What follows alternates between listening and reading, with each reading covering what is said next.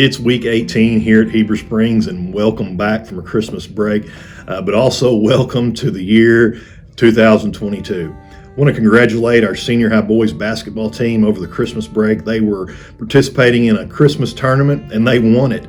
So proud and thankful for the effort those young men have put in, and Coach Riley, so thankful to have him here leading our boys basketball program. Also want to thank our middle school student council. They had a dirty job and were able to help us clean under our bleachers and our gyms. Very difficult for people to get to, but they went through and cleaned underneath those. So thank you, middle school student council, for your time and effort to do that. As you go around campus, you may notice some recognition banners out front of our buildings, and those are primarily based on our test scores. And so if you will see those, it's very evident of the high quality education that our students are receiving here at Heber Springs. So thankful for our teachers and our other workers and our principals for putting such an emphasis on education.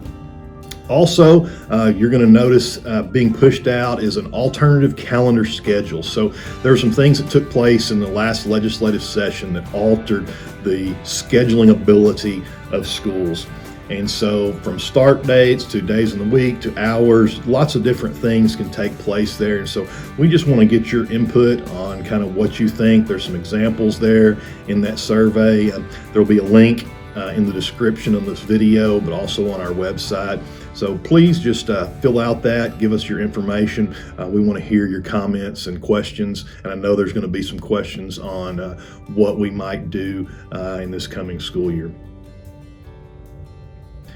The ACHI website now has Heber Springs School listed as red, and anytime we are listed as red or purple, according to our quarantine mitigation plan, our employees and our students are required to wear face coverings. So I know there are lots of opinions, lots of polarization in areas because of your thoughts on masks.